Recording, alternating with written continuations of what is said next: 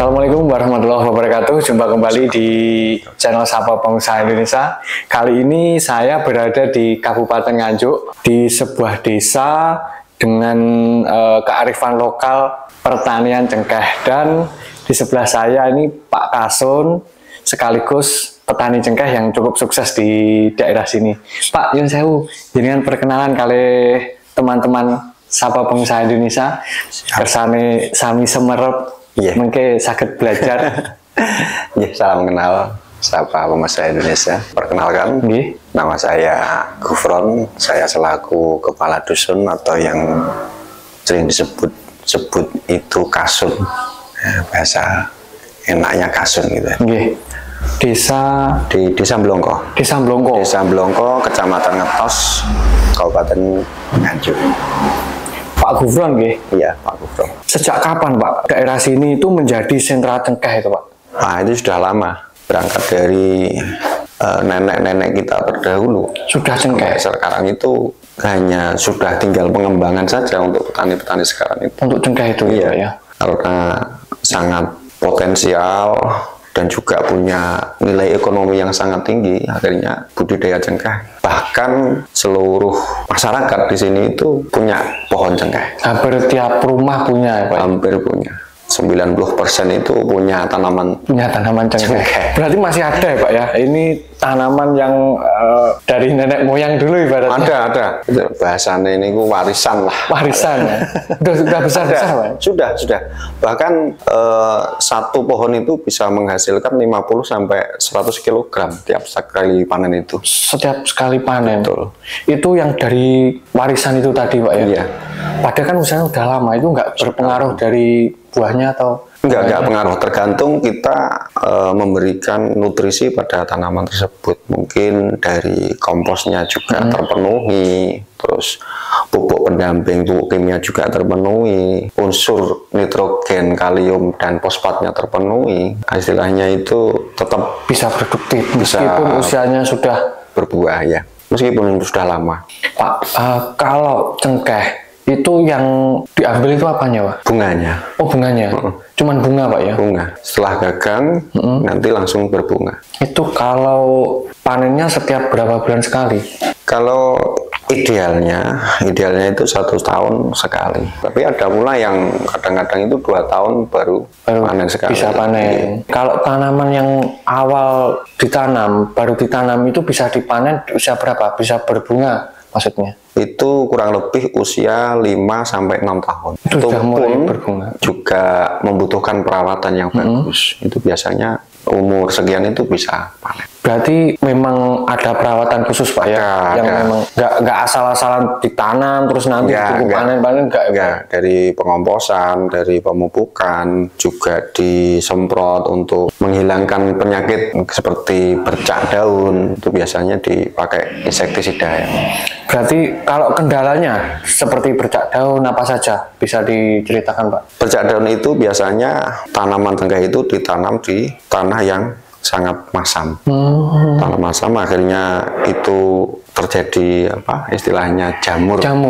Terjadi jamur. Idealnya itu di pH 5 sampai 7 kalau tanaman cengkeh. Berarti disetabilkan di angka itu, Pak, ya? Iya. Kalau ketika itu nanti tanahnya terlalu masam, biasanya petani itu menggunakan kapur dilumit untuk menaikkan pH tanahnya tersebut. Komposnya biasanya yang dipakai itu kompos kandang. Kompos dari kotoran hewan yang ada, karena mayoritas juga petani itu juga punya peternakan. Akhirnya komposnya dimasukkan ke tanah untuk pemupukan cengkeh itu. Kalau idealnya jarak tanam antara pohon satu ke pohon yang lain itu biasanya kalau di sini berapa meter, Pak? Idealnya itu sebetulnya 8 meter. Tapi petani itu nanamnya itu hanya 6 meter. Soalnya ketika nanti bahasanya sudah tempuk, bahasa tempuk ini mungkin di topping bisa naik ke atas daunnya itu.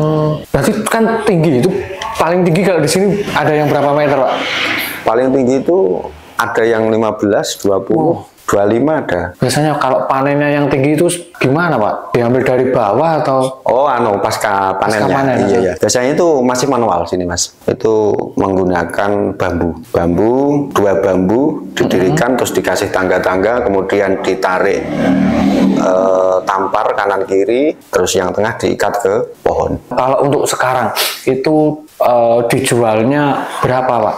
Hari ini 30.000 untuk basah, 100.000 kering. Oh, ada kering, ada basah. Ada kering, ada basah. Iya, cuman perbandingannya 1 kilo kering itu 3 kilo basah. Selain bunganya itu apalagi Pak yang bisa dimanfaatkan? Daun. Iya. Oh, bisa Pak ya. Daun itu bisa dijual, kemudian diolah untuk dijadikan sebagai minyak. Oh, namanya minyak cengkeh. Betul. Iya. Itu daun yang seperti apa Pak? Daun-daun yang rontok alami, artinya bukan dirontokkan, tapi itu daun yang berguguran secara alamiah, kemudian disapu, terus dijual, kemudian disuling, terus diambil minyaknya. Terus minyaknya itu nanti dijual. Kalau di musim kemarau itu bisa nyampe 5.000 per kilo. Tapi kadang bukan hanya daun saja yang dijual, tapi ranting-ranting yang rontok itu bisa dimasukkan jadi satu, kemudian ikut disuling juga. Iya. Untuk diambil minyaknya itu tadi Pak ya. Iya. Tapi harus yang rontok alami. Yang rontok alami.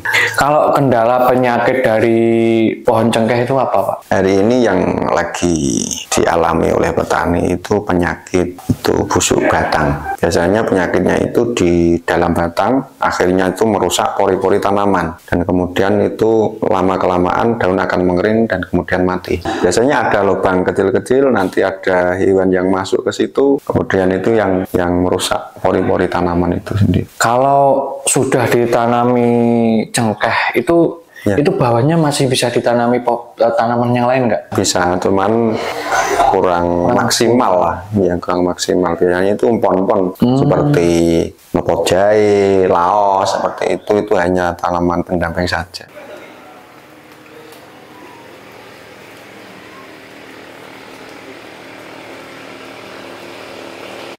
Di sini tuh tanaman cengkeh itu biasanya untuk lumbung pangan, untuk ketahanan pangan di musim penghujan seperti ini. Biasanya panennya di musim kemarau, nanti kita jual di musim penghujan. Oh, berarti dikeringkan sendiri. Keringkan sendiri, nanti di musim penghujan seperti ini kan nggak ada panenan lah.